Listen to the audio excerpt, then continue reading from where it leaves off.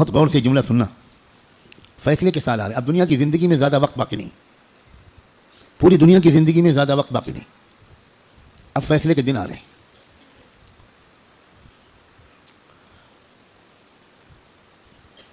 پہلے جیسا اب زمانہ نہیں ہے.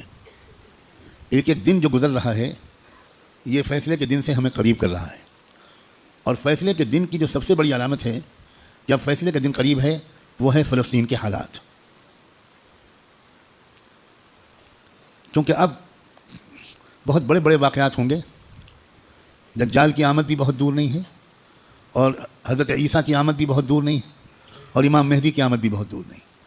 اب مسئلہ یہ ہے کہ اگر اب بھی ہم گناہوں کی زندگی میں لگے تو ہمیں اللہ دجال کے ساتھ کھڑا کر دے گا, توبہ کی توفیق بھی ہم سے چھین لے گا. حضرت امام مہدی کے دشمنوں کے لشکر میں ہم کھڑے ہوں گے. اب یہ دیکھو, یہ وہ وقت ہے, کچھ پتہ نہیں کس وقت اگلا قدم اٹھ جائے. جو نشانیاں اللہ کے رسول نے بتائی تھیں آخری فیصلہ کن دور کی, بڑی تیزی کے ساتھ آ رہی ہیں. اس میں ایک نشانی یہ تھی کہ بہت بھیانک جنگ ہوگی یہودیوں کے درمیان اور اصلی ایمان والوں کے درمیان. اس لیے جو کچھ اس وقت غزہ اور فلسطین میں ہو رہا ہے اس سے ہر ایمان والے کا ایمان ہزاروں گنا ہر منٹ میں بڑھنا چاہیے, اس لیے کہ وہی ہو رہا ہے جو اللہ کے رسول بتا کر گئے تھے. جس وقت وہ آپ بتا رہے تھے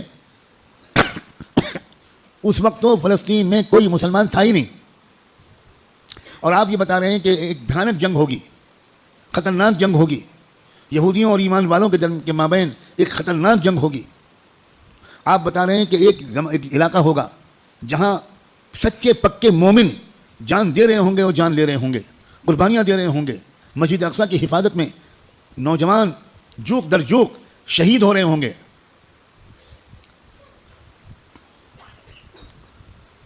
اور اللہ وہاں کے مجاہدوں سے سب سے زیادہ خوش ہوگا. اصلی ایمان والے وہیں پر ہوں گے. یہاں تک کہ جب صحابہ نے پوچھا کہ یہ لوگ جن کے بارے میں آپ کہہ رہے ہیں سچے پکے مومن, یہ کہاں ہوں گے؟ آپ نے فرمایا یہ بیت المقدس اور اس کے چاروں طرف ہوں گے, مسجد اقصیٰ اور اس کے چاروں طرف ہوں گے. بالکل ٹھیک وہی جو کچھ آپ نے فرمایا تھا اس وقت وہاں ہو رہا ہے. ہم لوگ اسی زمانے میں ہیں, آپ اس سے خوش ہوں یا آپ اس سے ناراض ہوں. ہم کو اللہ نے وہی زمانہ عطا فرمایا جس میں ہم اپنی آنکھوں سے اللہ کے رسول کی بات کو سچا پکا ہوتا ہوا دیکھ رہے ہیں. تو اس وقت وہاں جو ہو رہا ہے اس سے ہر لمحے ایمان کو بڑھنا چاہیے ہمارے. یہ ہمارا ایمان کی مضبوطی کی وجہ.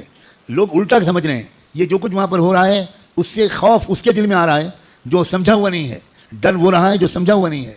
لیکن جو سمجھا ہوا ہے قرآن و حدیث کو, اللہ کے رسول کی باتوں کو, وہ یہ کہہ رہا ہے کہ یہی تو وہ فرمایا تھا اللہ کے رسول نے, جو ہو رہا ہے وہی ہو رہا ہے جو اللہ کے رسول فرما کر گئے تھے. اس کا مطلب یہ ہے کہ آپ کی نبوت برحق ہے, آپ سچے رسول ہیں. آپ نے اس وقت یہ فرمایا تھا جب اس کے کوئی آثار نہیں تھے.